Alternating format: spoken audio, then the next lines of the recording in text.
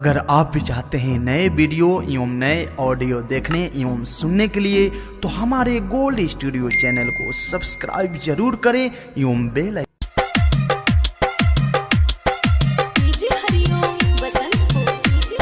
Balaji recording studio Jadavpur.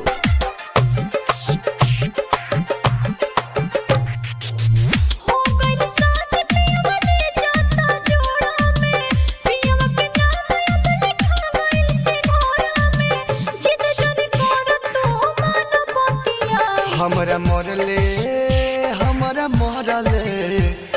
मोरले के बाद दूसरा संग तू मनई हो सुहाग रतिया। हमरा मोरले के बाद दूसरा संग तू मनई हो सुहाग रतिया। Presented by Videshi Lal entertainment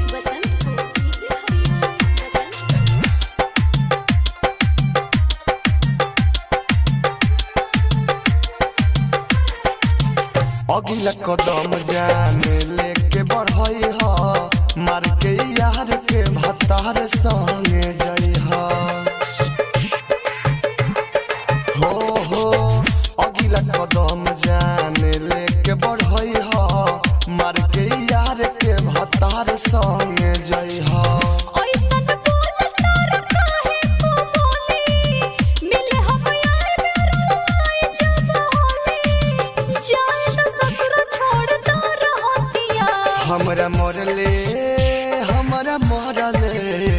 हमरा मोरले के बाद दूसरा संग तू मनई हो सुहाग रतिया।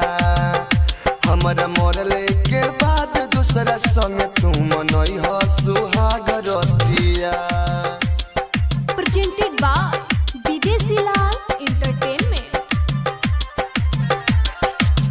Balaji recording studio Jadavpur.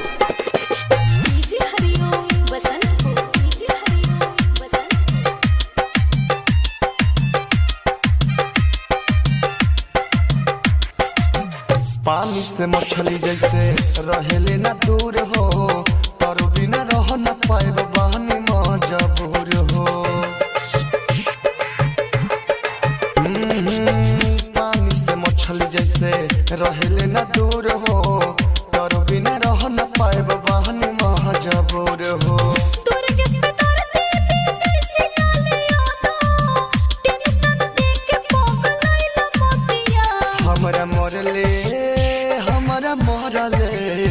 हमरा मोरले के बाद दूसरा संग तू मनई हो सुहाग रतिया।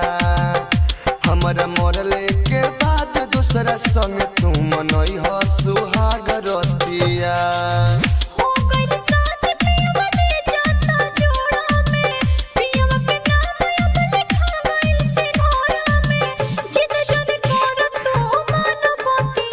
हमरा मोरले